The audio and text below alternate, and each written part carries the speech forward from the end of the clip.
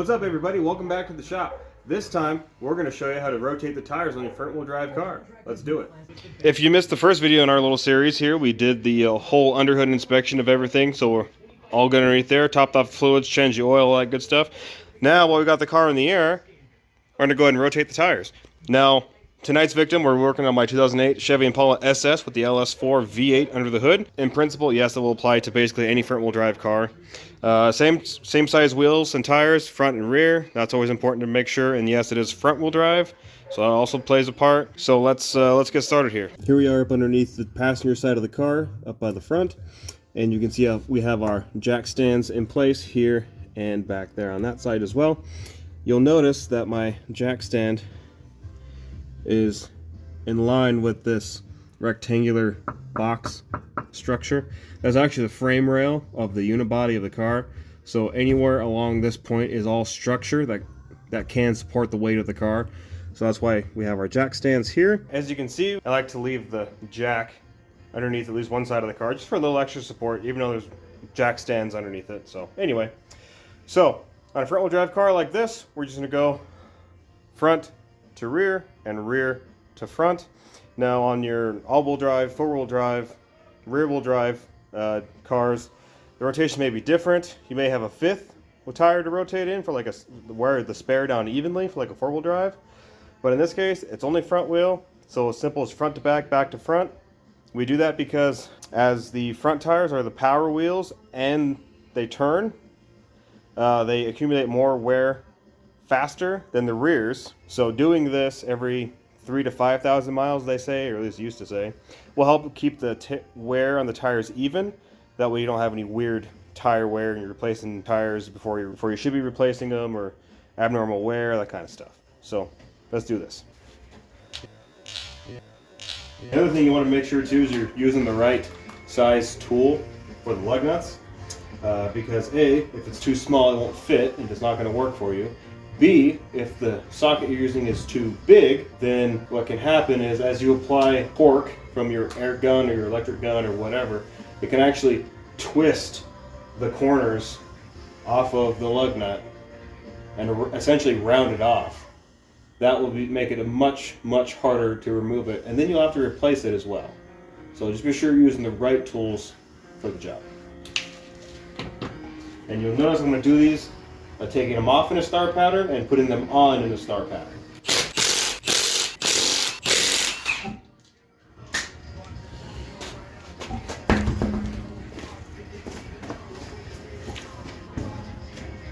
You'll see I'll just lean them up against the side of the car. It's not going to hurt anything.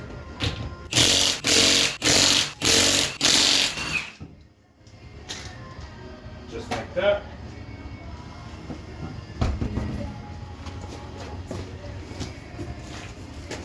Alright, tires are rotated. Now, let me bring you in, let me show you something. Alright, while you're looking in here, obviously you have your brake rotor, your caliper, and you have your pads inside the caliper there. Now's a good time to kind of inspect everything. Make sure there's no abnormal wear.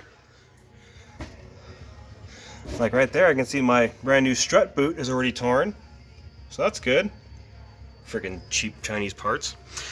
Anyway, so good to check on the CV boots, the CV axles back here, make sure you're not leaking any grease anywhere.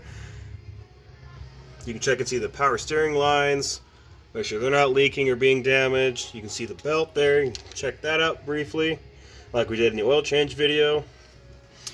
You can check on the bushings and the control arms, the wires leading to the ABS sensor you can see running along there.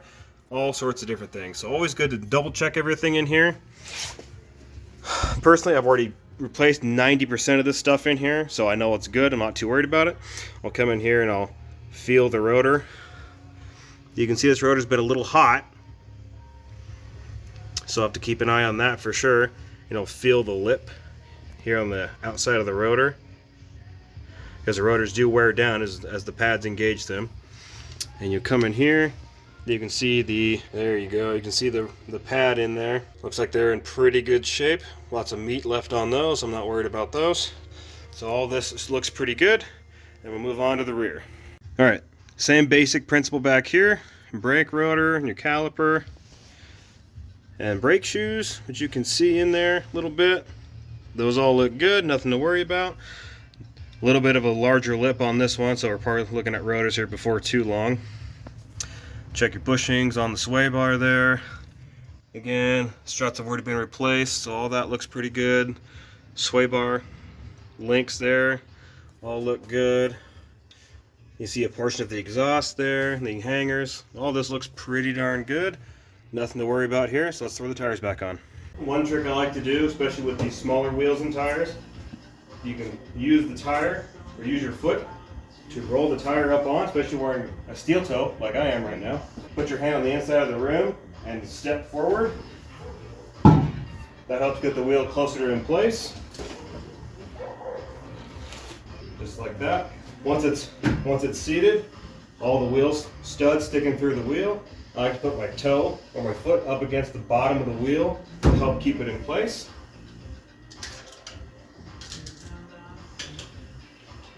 And then I will always run these on by hand. Usually 3, 4, or 5 threads. Never with the gun, that's a good way to damage a bunch of stuff. Cost you more money in the end.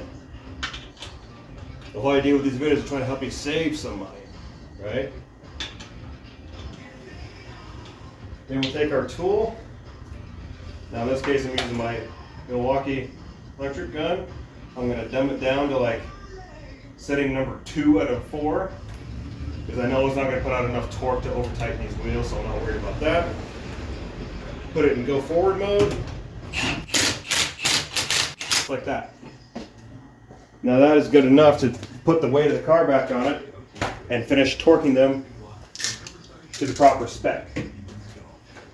Again, roll it onto your foot, pick it up, step forward, lean it in. Again, snug them up on low mode in a star pattern. Now those are tight enough but not torqued that we can set the weight of the car back on it, on the wheels, and torque it up.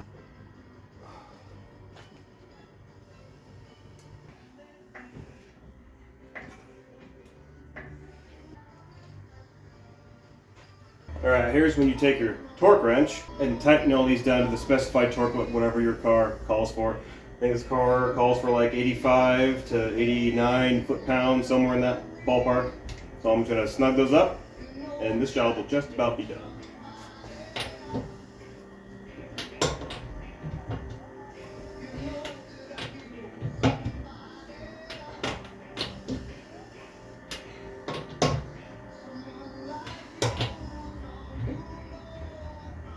As you're doing this, you see, I didn't do it at first. I had my hand fully wrapped around the wrench here. When you're doing this, it's good practice that I did to keep your hand open. That way, as you're applying torque, and if you're not fully seated on the socket, it's a good way to punch the concrete. Don't be dumb. Don't be like me.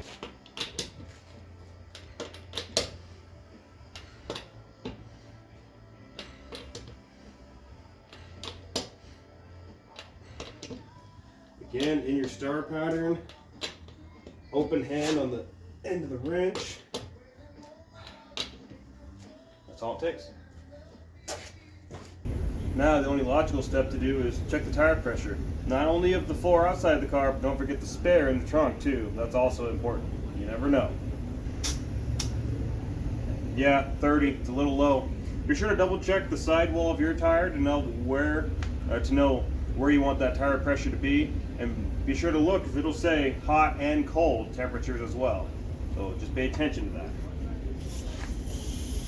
Because these tires are cold, I haven't driven on them in a few hours, I'm going to pump them up to 35. You know what other preventative maintenance comes with a tire rotation?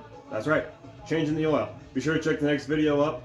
We talk about changing the oil in this car and all the other tips and trips that go along with it. If you have any questions, comments, concerns, be sure to hit me up down in the comments there. Again, your results may vary. Be sure to look at your vehicle's information as far as torque specs and tire rotation pattern and so on. I want you to be safe out there. Don't be stupid like me if I did something stupid here.